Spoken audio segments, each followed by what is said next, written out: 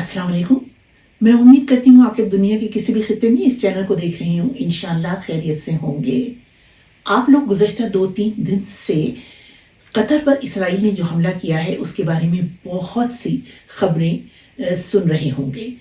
इस हमले को देखकर मेरे जहन में जो मिसरा आया है, हफीज जालिंदरी का जो शेर आया है, वो ये है कि देखा जो तीर खा के कमी गाह की तरफ अपने ही दोस्तों से मुलाकात हो गई।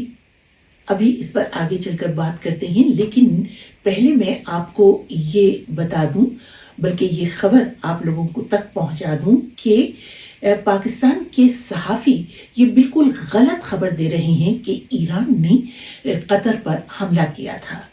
ईरान ने कतर पर हमला नहीं किया था, बल्कि जब ईरान पर अमेरिका ने हमला किया तो ईरान जाहिर है कि अमेरिका तक तो नहीं पहुंच सकता था, ये इतनी तो उसकी पहुंच नहीं थी, कोई रसाई नहीं थी वहां तक, और ना इतना कुछ वो कर सकता था कि अमेरिका पर जवाबी हमला कर सके। तो उस वक्त ईरान ने ये ऐलान किया था कि यहाँ रीजन में यानी मशरक़ वस्ता में अमेरिका के जो भी अड्डे हैं, फौजी अड्डे या उसकी जो दिफाई तंसीबात हैं वो यहाँ पर हैं, ईरान उन पर हमला करेगा। तो जाहिर है कि कतर में सबसे बड़ा अमरीकी अड्डा था, लिहाजा ईरान ने वहां हमला किया। लेकिन ईरान के ज्यादातर मिसाइल जो हैं वो हवा में ही, फजा में ही जाया कर दिए गए, और जो हवाई अड्डा था कतर का, यानी जो अमरीकी हवाई अड्डा था, उसे बहुत ही कम नुकसान पहुंचा। और इसी अड्डे की वजह से सदर ट्रंप ने कतर को उसकी सिक्योरिटी की यकीन दहानी भी करवाई थी। यानी कि ईरान पर तो हमला हो गया, लेकिन इसराइल कतर पर कभी हमला नहीं कर सकेगा, क्योंकि वहां पर यानी कतर में अमेरिका का इतना बड़ा फजाई अड्डा है।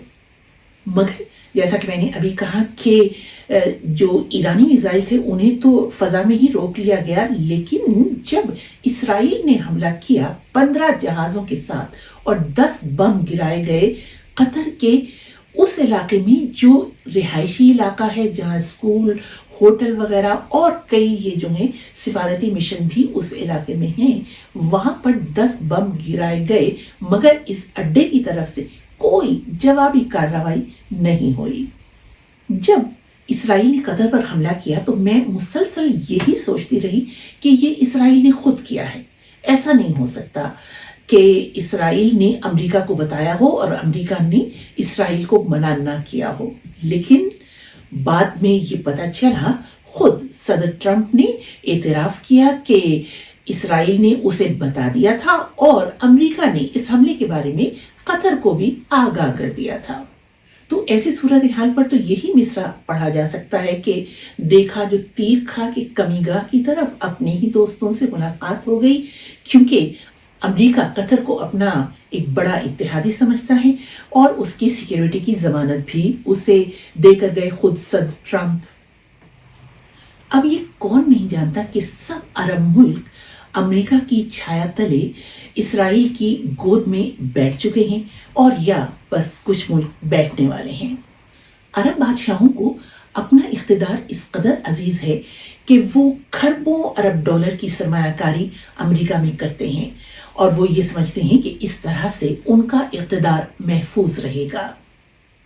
लेकिन ये मुल्क ये नहीं सोचते कि अपने इख्तिदार के लिए वो अपने मुल्क की हाकमियत आला भी अमेरिका की झोली में डाल रहे हैं और डाल चुके हैं। अब यही देख लीजिए कि अभी चंद माह कबल जब सदर ट्रंप सऊदी अरब और कतर के दौरे पर आए थे तो ये दोनों मुल्क उनके सामने बिछे चले जा रहे थे।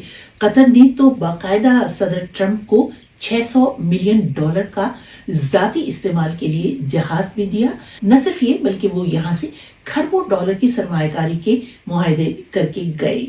लेकिन इसका क्या सिला दिया है अमेरिका ने? इसराइल ने अमेरिका को बता दिया था कि वो कतर पर हमला करने वाला है, लेकिन अमेरिका ने उसे हमले को नहीं रोका। इस हमले के बाद आप खुद ही सोचिए कि कतर की क्या साख रह गई है।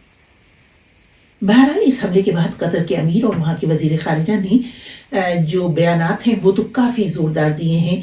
इस तरह से बर्दाश्त नहीं किया जाएगा और ये जो हमला है ये दरअसल रियासती दहशत गर्दी है, ये मुजरिमाना कार्रवाई है, इसलिए वज़ीर आज़म नेतन्याहू के खिलाफ कानूनी कार्रवाई की जाएगी। लेकिन मौजूदा हालात में ये लफ्फाजी से ज़्यादा कुछ भी नहीं। अब जाहिर है कि इसराइल फलस्तीनियों की तरह अरबों की नस्ल कुशी तो नहीं कर सकता, लेकिन वो अरबों को इस कदर खौफजदा करना चाहता है कि वो फलस्तीनियों को गजा से निकालने और उन्हें दूसरे मुल्कों में भिजवाने पर खामोशी से आमादा हो जाए। और मौला अली का ये कौल है कि इस जुल्म के सामने खामोशी अयानत जुर्म और जुर्म से ताउन के मुतरादिफ है।